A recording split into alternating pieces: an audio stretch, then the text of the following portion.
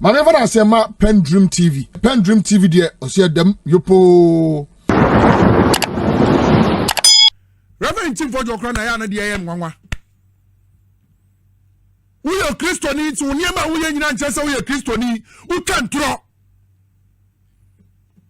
As a member of parliament, timi be ka asem wo ni nyina so, ya be che wanu akota kitchen.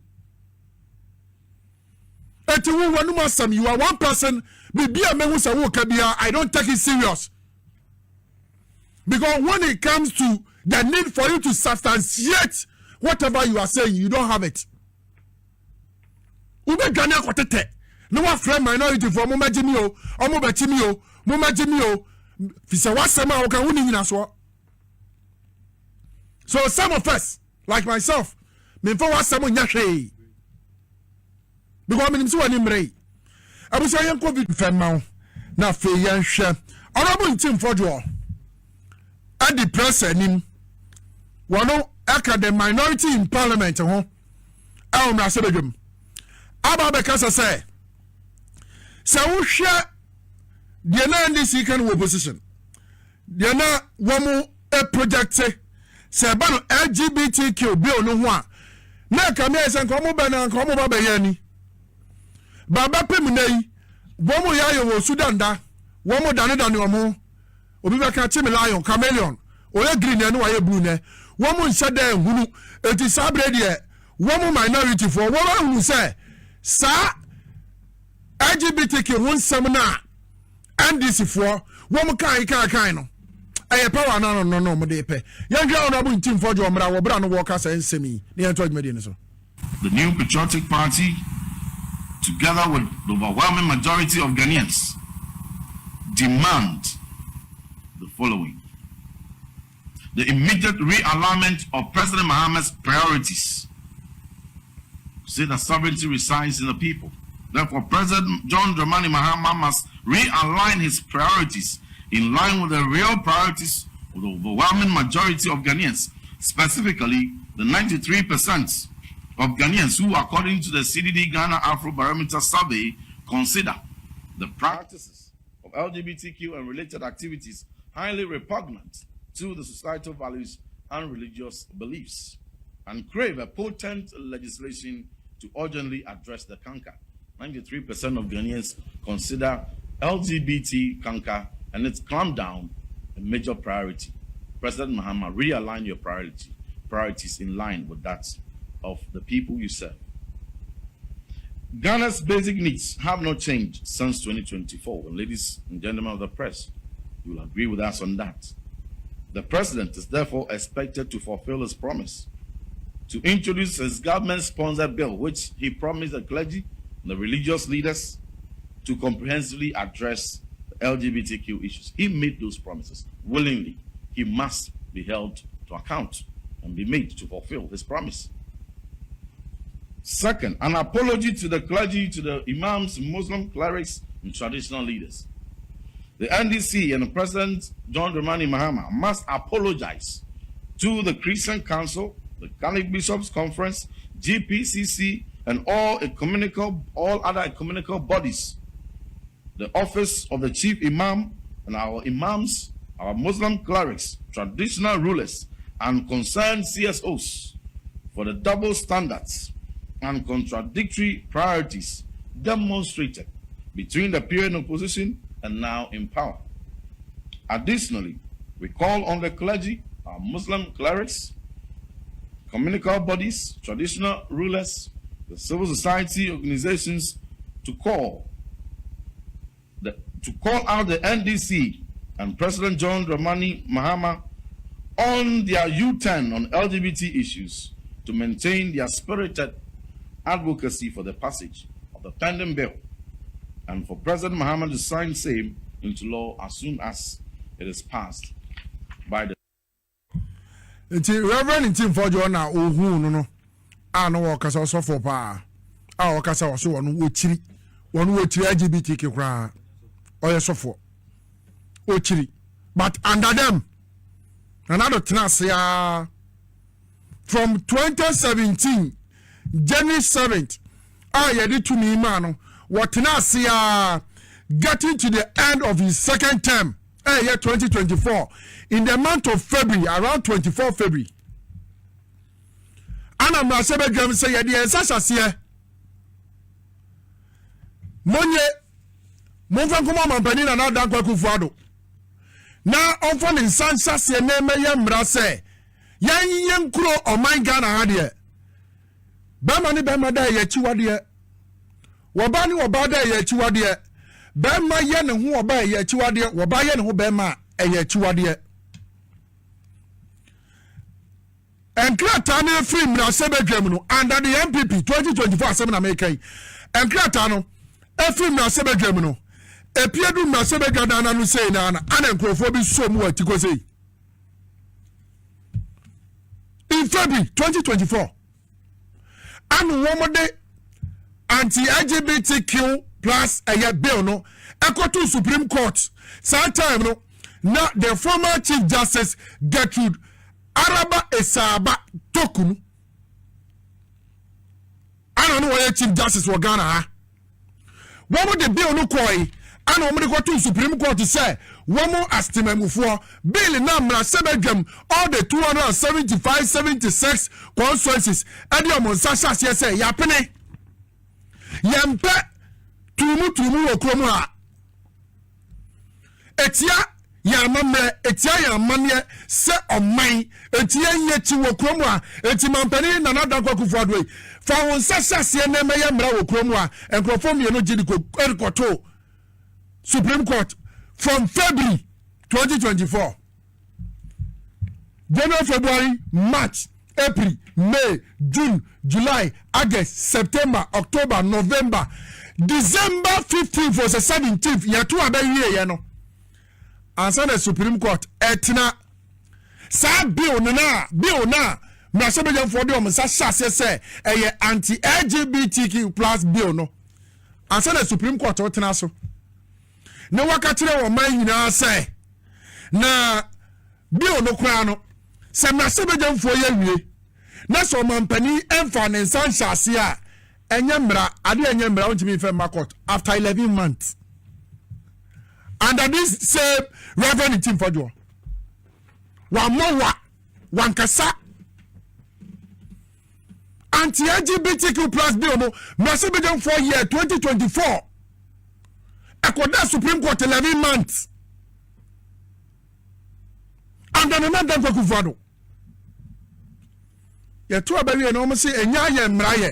Ade enya mra wo de kokota de na koka because court ye camera. Now say Samunia, it's essentially the president call America. Now what the transatlantic slave trade you semi Ekobo Okoka Chile we are seeing now say eye bone kese a wobetimi dia ye de atie nipa bia enti wo man Ghana for yenso ye fa mu bi ye hia reparations ye hia mumre ye sika muntua ye nka na ye nana no mo a wo mu fa sa wo ya no mu wi no ye fa mpata wo mo kra.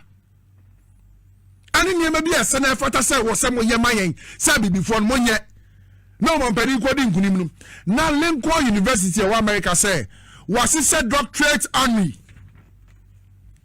ade be mo mpani John Dramani Mahama doctorate army say ye the doctor ebe ka mo mpani di wo eti omo na omo bebo na baso na emom no wo mahunu say o mpani John Dramani Mahama on support LGBTQ plus no eti omo Lincoln University for cyber so body omo fa mani bio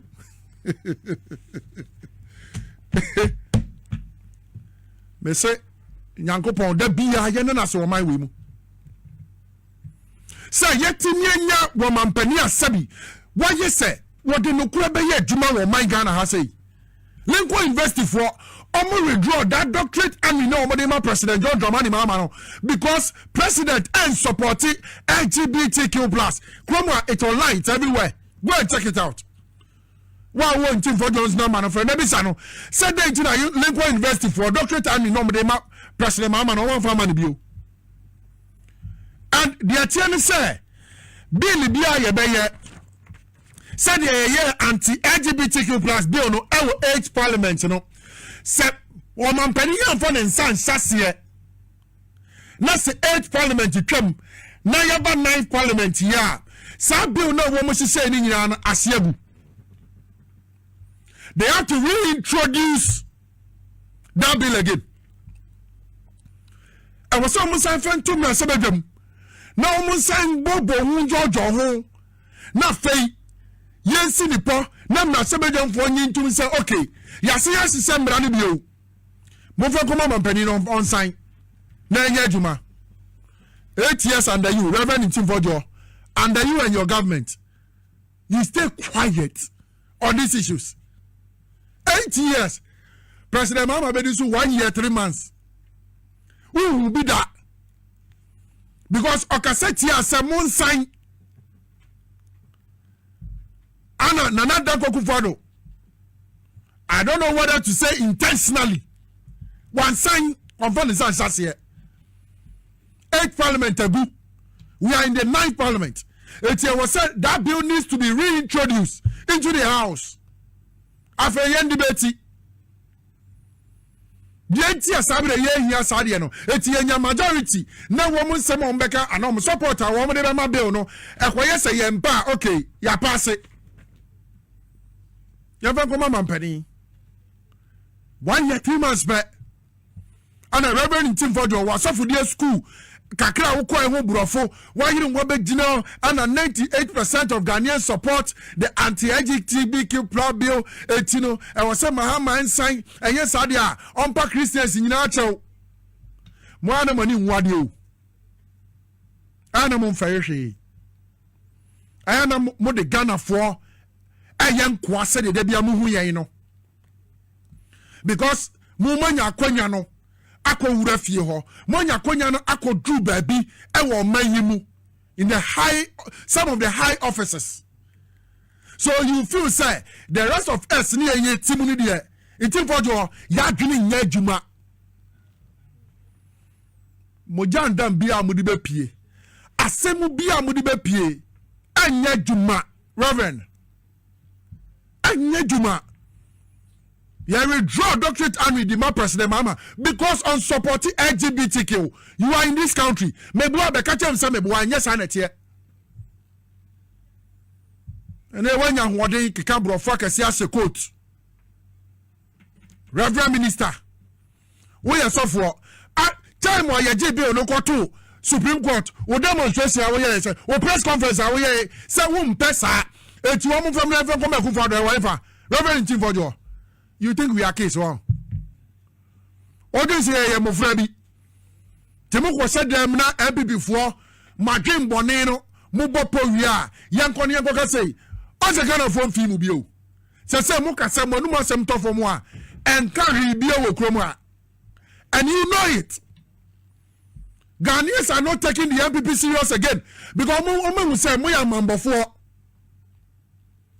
Mo say huru ye mo jampa mutirim. Adwemboni kwaya ye befa so ye betimi afa o man ye japade ahye ebotom kwaya ye ne abusu ye betimi adi yie kwaya ye betimi hold Ghana no decision bia beko so a ye ne beka se enko so no eno na wan NPP fo tim ye nko twantro ye nko kan semba saye emfa bia wo say you to know asam no kan nyina no okuta no phone no gugu asam no kan no hwehwem opeko right source bi na fe wa authenticate asam na wo kan eno na ma bi before mo ho kire mo no eno etima hunu say within a year hwensem o mafosa nka mo de begu NDC aban and his excellency president John Dramani Mahama ofi ni nyina mfa Reverend Ntim Fordjour kra na ya na de yem nwanwa. We are Christianity, so never we are in Manchester, we are Christianity, who can draw. As a member of parliament, to be the custom or winning in us, you have a one walk take it. And to one person, you are one person, be a man who's a worker, I don't take it serious. Because when it comes to the need for you to substantiate whatever you are saying, you don't have it. No one friend minority for mo majimi o mo bachimi o mo majimi o fi se wasema o kan woni nyina so. So some of us like myself me for wasema nya hwe Because I want to know something. I want to achieve something. I want to make person build on my business. Ebia me ideas so me financial capacity no, but yeah the banks nyina kwa business forum ho. And convincingly, who the opposite way and business ko opposite way no. So what to make actually much for na to makoma so any amount of money some of the banks they are willing to give you. 5 years jumano na financial results ebeba no. This is what we call leadership. Etias under the bibia who bibi sa dabi akwa ni ekekemu sa afie we kura no woman said an kekemu bebre wo kwa but it was spectacular. It was awesome. Because of these great ideas from these leaders, His Excellency the President John Dramani Mahama and the Chief of Staff of the Republic of Ghana, Honorable Julius Debra.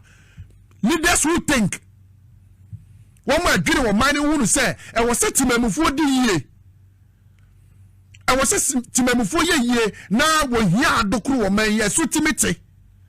Enti ye mfa kwanya ye betimi asese so a wo bra ye kwakwaji yani no ye betimi so aseye sua de we can build on our businesses, not like the NPP.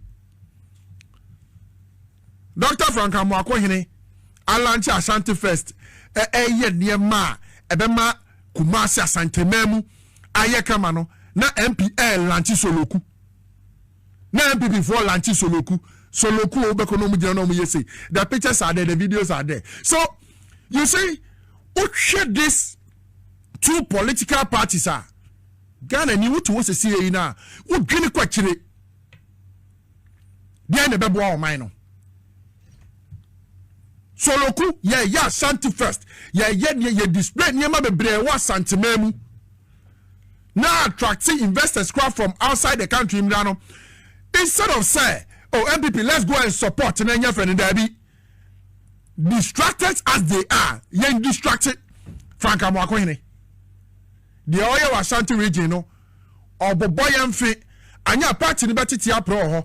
Eti yankwa lanchi Soloku First. Yenye t-shirt, the t-shirt region. Said ye napoka yeno.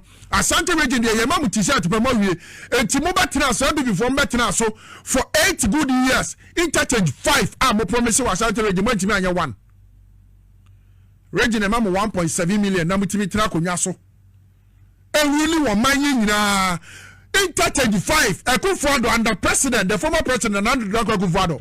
Wantimi anya 1. I am daring any MPP member. So ye minister, so ye MP, so ye day. One interchange amutimi ye wa Ashanti region. For the past 8 years, I'm over so. For our picture, but I na Ghana for you here. And then so I'm interchange amuja to or my penny John Dramani Mahama ye. A kwaya would want it proper and some our Ashanti region. Big push akano. One more yes, I quine na. The amode maya na muni sikadia da hokra muni mi se mu betime atuaka. Ba ye beto aba. Ye beto aba ntino ye fa kwan me ma contract.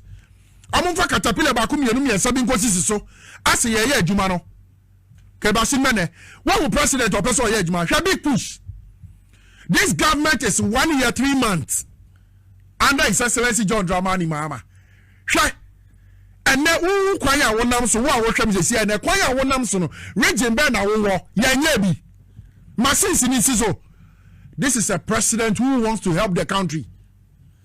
And I don't go for the trasia 2024 near the I won contract bebrema yan for machine ko do on yefen da Ghana for adwene as usual as ye kwano na so no da bi on benye sika kura de ama contractor sem nkwan na omuni bi esi madwuma me ye me de be ka no kresa de a kyerɛw wuti e bebo ye nyina wantie nso a ye be ko so abrɛ ye nyina ne yatim mini ba bi akɔ metu kwan kra meba because ye ka say na dan Akufo-Addo Alhaji Bawumia Kenofoyata womunja galam say na esai wo mani nsuo ene ye nsaase won ye be ka kyerɛ ye say ye yabɛfo ye nkwasefo ma ohiri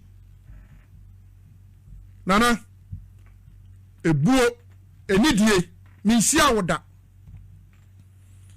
but wo pani bia wo krom ha ebuo ni nidie me wo ma wo no enya de ketwa se wo ye ohene se wo ye sofo se wo ye die obibiara ebuoni ni dia me wo ma no me wo ne sa ma but edumra ye beka no kwa bi a kire mo ayefo mpanifo edumra ye beka asama no odin dia kire mo na mahunu se sabi sampanifo moto sa eba mrantie diem mamun ka wona enye the reason why ya bere wo man yi mu edu ba bi na ye ma wo dia obi kasa fa ho ye beifo say after 100 years no or surgery for mojo of rebellion we abu akwa hene won will be that say sabi a hospital so any scan machine any lab services you are calling on the government anana otunfo say tutu oyela la sula say medical ka kire no didn't start to say mo opacha say yemme your comfort teaching hospital one yin nkasa gigi ska edu 2024 alaji ba omiya campaign odu kumase atonfo je 200,000 Ghana cedi fire comfort noche on ferre ba omiya oni ani wa bonsan wa pa ho abai hospital no okoyi 200,000 Ghana cedis adi ma wotumfo wo kumase se on fe nkoye onu ba omiya de otimi nyada yan ni no man ni wo kanen politics ne doso yangini Ghana ho kakra enu mu ne ate se nsuo betogu ye so se ya bebogu ye so oman mu ne ate eti abri bia na ye beye ade no oyire aya mo me yangini oman ne ho kakra nsa ni ye tikromu a school ni yesu ye kobi ye bia dwinu ye hunu ne ma ewom wa be kase Ghana fo nyina nsu what chebi any lab service na do don koku for the chrome former president in less than 1 year 3 months ni chrome chebi nana e be siamo mumwa na wo man no fa ntoma papa kakra bi mfra ni yenyan politics bebre no yenyai ena waso dia yanko keka nsem we no mu se o onya hwe the hospitals are President John Dramani Mahama ejagu wo man mu man na da kwaku fado e mo anyi no timi wie the President Mahama started from scratch or in 1 term or in 4 years after Syria hwan renovating rate eye just baby dia wan wie no e mo dia ina na da kwaku fado wie okromu a munyi ba ko pema me oba la polyclinic ya la polyclinic NPP for na bu from bepem ne la polyclinic wo munya ba bia omo hospital NPP na da go fado ani ba omia omo bu la polyclinic wo ma tie ya omo bu go from ana o ma ja woko na la fo de omo yan eti la polyclinic na da go fado ena Alhaji Mahmoud ba me bugu ya no na what's ana wo wuri afa military hospital President Mahama yesi ho almost 80% complete na do go fado betina so 20% aka no wajima fa aka ho ama hospital na anya operational Syria kwakwe wa santememu kwa His Excellency John Dramani Mahama hospitals o si wo 4 years 1 term 20% 30% 40% anaka na da kwaku fado amfa choka ansan ho da ano the free social company and you never complained about those hospitals. Have you ever? Give me evidence. A boss far who see no. A friend who say after 100 years a hospital they see one a lacky facilities. It was any uba pressure. No wakasa, no be out to be. This is politics as usual.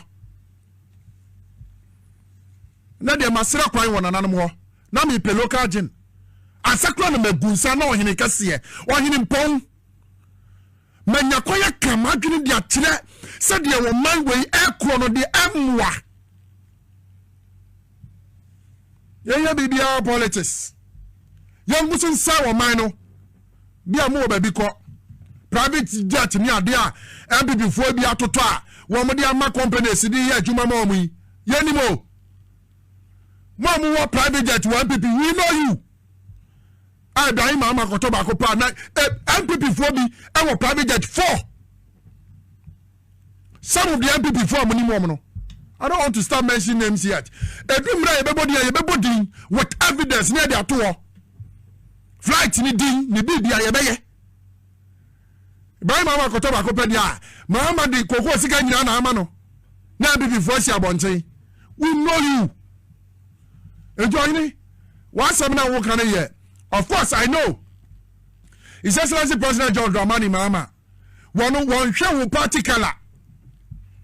One German you kwa udom.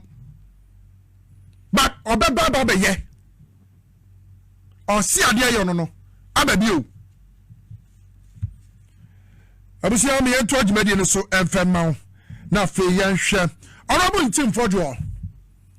At the press and one aka the minority in parliament ho elmra sebedwem aba bekasa say wo hwe de na ndc kan opposition de na womu a project say ba no LGBTQ bill no ho a na ka me say nko ba na nko ba ye ni baba pem na passe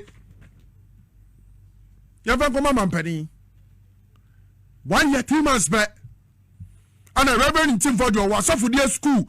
Kakra Ukwa ho burofo. Why you don't know? And 98% of Ghanaians support the anti-LGBTQ plus bill. Etino. I was saying Mahama and sign. And yes, Adia. Ompa Christians in Nacho. Mwana mani wadio. Ana mumfayeshi. Ana mo de Ghana for. Ayan kwase de debia muhu ya ino. Because mumanya kwenya no. Ako wura fie ho monya konya no ako dru baabi e wo manyimu in the some of the high offices. So you feel say the rest of us ni eye timu ni de Ntim Fordjour ya dwene nya adwuma mojandam bia mudi be pie asemu bia mudi be pie anya adwuma reverend anya adwuma. You withdraw doctorate and with the President Mahama because on supporting LGBTQ. You are in this country. Maybe I catch him some maybe yes and here. And then when you want to cabro focus as a quote. Reverend Minister, we are so for at time where you JB no to Supreme Court or demonstration or press conference say pesa et you want from Reverend come for the wife. Reverend Ntim Fordjour. You think we are case one? Audience here, Mofrabi. Timoko said them na MPP before. Magin Boneno, Mubopo, Yankon Yankoka say, as a kind of phone fee mubio. Say, Moka, someone who must some tough for moi and carry Bio Chroma. And you know it. Ghanaians are not taking the MPP serious again because Mama will say, Moya Mambo for my son will hear more jump and mutirim. Adrimboni kwaya ye befa so ye betimi afa o man ye japade ahye ebotom ekwaya ye ne abusu ye betimi adi yie ekwaya ye betimi ahodi Ghana no decision bia beko so a ye ne beka se enko so no eno na wa MPP fo tim yenko twantro yenko kan sembasa ye emfa bia wo say you to know asam no kan nyina no okuta no phone no ogugu asam no kan no hwehwem opeko right source bi na fe wa authenticate asam na wo kan eno na ma bi before mo ho kire mo no eno a etima hunu say within a year hwensem o mafosa kan mo de begu NDC aban and His Excellency President John Dramani Mahama ofi ni nyina mfa Reverend Ntim Fordjour kra na ya na de yem nwanwa. We are Christian, so Niama, we are in Chester, we are Christian, who can draw. As a member of parliament, to be the custom or winning in us, Yabachi one walk kitchen. And to one more you are one person, be a man who's a worker, I don't take it serious. Because when it comes to The need for you to substantiate whatever you are saying, you don't have it. Ube Ghana kotete. No one friend minority for Mama Jimmy o, or Mama Jimmy o, Mama Jimmy o. Fisa wasema oka uni ni naswa. So some of us, like myself, me for wasema nyashe. Dedi kama mamena PENDREAM TV ase. Na so far so good. Say open online portal e wo Ghana. Ah nipa share, nipa follow, nipa comment here. To my best of knowledge, without any biases, PENDREAM TV.